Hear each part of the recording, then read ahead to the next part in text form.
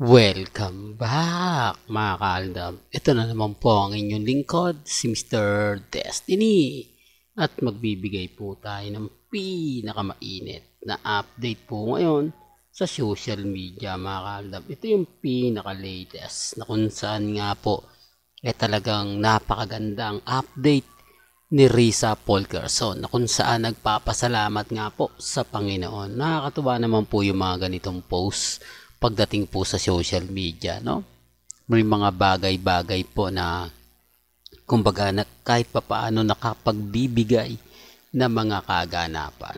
O ba, dito naman po tayo ngayon sa update naman po kay Alden Richards. Talagang masasabi natin na gaya po ng mga pinapaliwanag natin, may mga update po tayo na mahirap nga po talagang ipaliwanag. May mga update nga po talaga tayo na kumbaga hindi tumutugma sa mga gusto po nila. Di po ba? Naghahanap sila ng resibo, ebidensya na maglabas ka, Mr. Destiny, kung nasa South Korea na nga po si Alden Richards. Sabi ko nga po sa inyo, dumidepende pa rin po tayo sa mga taong nakakasama ni Alden. Dumidepende pa rin po tayo sa mga binibigay nilang update. Kung yung mismong nasa o yung mismong mga pauwi na wala po silang binibigay na post patungkol po kay Alden Richards, hindi nga po sila nagpapakita ng mga video na kung sino-sino nga po ba yung mga kasama nila. Hindi po ba? Doon pa lang may mali na no? Doon pa lang masasabi mo na kumbaga hindi siya 101% sigurado nakasabay nila si Alden Richards. Doon pa lang malalaman mo na parang hindi kumpleto. Hindi po ba? Sinasabi ko lang po ito para lang po sa kaalaman ng lahat. Lalo na nga po sa mga taong dumadaan at bumibisita sa channel natin. Di po ba? Kaya nga po kita nyo sa channel ni Mr. Destiny, napakarami pong ganap. Napakarami pong update na talaga naman pong mapapaisip kayo. Di po ba? Tapos sasabihin nila, hindi tayo updated. Antay-antay lang po kayo. Mamaya-maya, magbibigay na tayo ng mga kaganapan. Ito sample post lang ni Risa. Mga kaaldab, syempre, wala pang update si Mama Ten. Po ba? Alam naman po natin, nakasama po si Mama Ten, si Risa,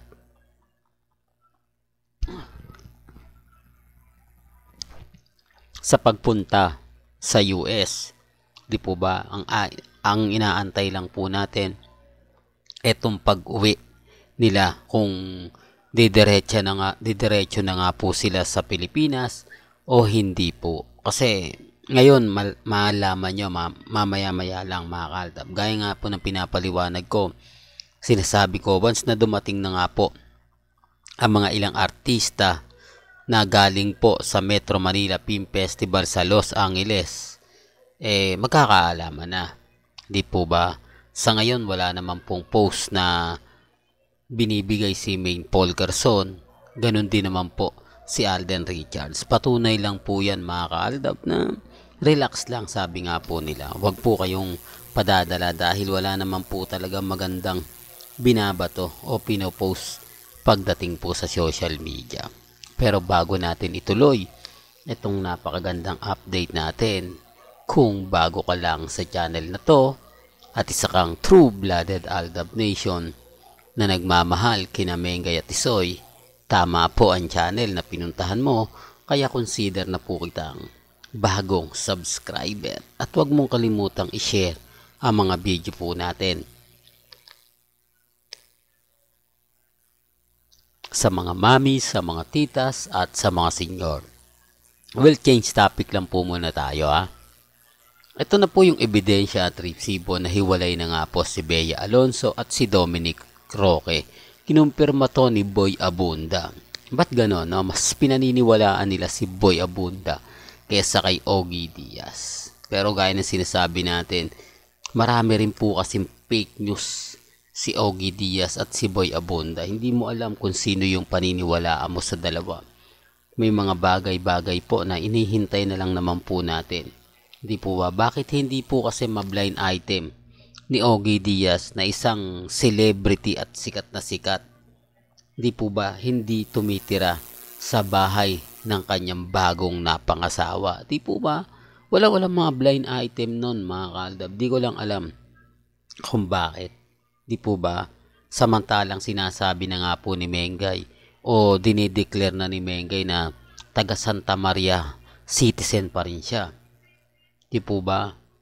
O hindi naman nila mai-post, magawa ng issue. Bakit? May kinikilingan. Ito po yung mga tao na kumbaga masasabi mo na umaayon lang po talaga sa mga binibigay sa kanila. Kahit alam na nila, hindi naman po talaga nila binabalita ng gusto.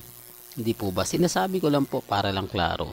Sinasabi ko lang po para lang po sa mga taong dumadaan at bumibisita po sa channel natin. Gaya nga po ng mga pinapaliwanag ko, sinasabi ko, dumidepende po ito sa sitwasyon. Dumidepende po ito sa mga nagaganap at nangyayari. Di po ba? Tapos tayo yung pagbibintangan, tayo yung sasabihan ganito, tayo yung sasabihan ganon. Alam nyo naman po mga kaaldab na kumbaga yung katotohanan, di po ba? At isa po sa pinapakita ko, imbis na February ngayon, araw ng mga puso, marami po pala naghihiwalay. Real talk, bukod po kay Dominic Roque, meron pa pong iba na kinumpirma rin na hiwalay na. Di po ba? So, anong ibig mong sabihin yan, Mr. Destiny? Anong ibig mong ipahiwatig? Di po ba na sina Mengay at si Congressman Arjo na ang susunod? Well, may kanya-kanya tayong opinion. May kanya-kanya tayong reaksyon, mga kaaltabang. Sa akin lang po, update lang. Di po ba? Binibigyan ko lang po kayo ng konting idea. Binibigyan ko lang po kayo ng mga balita na pag si Mr. Destiny, kumpirmado naman po. Di po ba? Kaya nga po, mas nauuna ako kaysa po sa kanila. Yan ang isa sa pinapaliwanag ko. At sinasabi ko na ayaw po nilang paniwalaan. Sinasabi kasi nila, nako, wala namang katotohanan yan. Yung pinangungunahan ka na pero alam mong tama ka. Yung pinangungunahan ka na mali, pero wala naman po silang alam. Di po ba? Kasi kung titignan nyo, at susuriin naman po ninyo, updated naman po si Mr. Destiny, di po ba? Lahat po ng mga video natin, lahat po ng mga sinasabi natin, kumpirmado naman po. Kaya nga sabi sa inyo, kung gugustuhin ko lang po magpalit ng channel, kung gugustuhin ko lang po na mas matitindi yung mga i-update natin, kaya ko naman pong gawin Pero syempre dito lang po kasi tayo nakapokus kila Mengay at kay Alden. Doon lang naman po tayo nakapokus sa mga nagaganap at nangyayari. Di po ba? Tapos sasabihin nila na hindi tayo kumbaga umaayon sa social media, taliwas tayo sa mga totoong mga balita. Hindi po ganoon, wag po kayong padadala. Sabi ko nga po sa inyo, kalmado lang, kampante lang. Malay nyo nga po mamaya-maya, may maganda na po tayong balita. May maganda na po tayong ihahatid. Di po ba? Iba po kasi kapag ka-updated po kayo. Iba po kasi kapag lagi kayo nakatutok dito po sa channel ni Mr. Destiny. Lahat po kasi na mga nababalitaan ninyo na hindi kompleto o kulang-kulang, dito pupunuin po natin yan.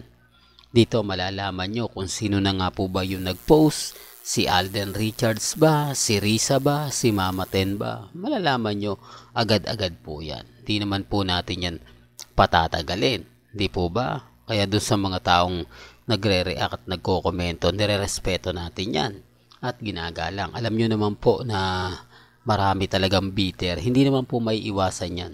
Kada upload natin, maraming magre-react, maraming magko-komento. Kahit naman po sa Facebook Di po ba? Ngayon natapos na yung issue. Bea at Dominic. Sino naman po ba yung susunod? Yan po yung aabangan nyo. Well, hanggang dito na lang po ang ating latest updates. Kaya kung gusto nyo pa po ng pinaka-latest at sariwang update, abay tumutok lang po kayo dito po sa channel ni Mr. Destiny para updated po kayo sa mga latest at sa mga bagong video po na ilalabas po natin maya maya lang. Hanggang sa muli, salamat po sa panonood at pakikinig.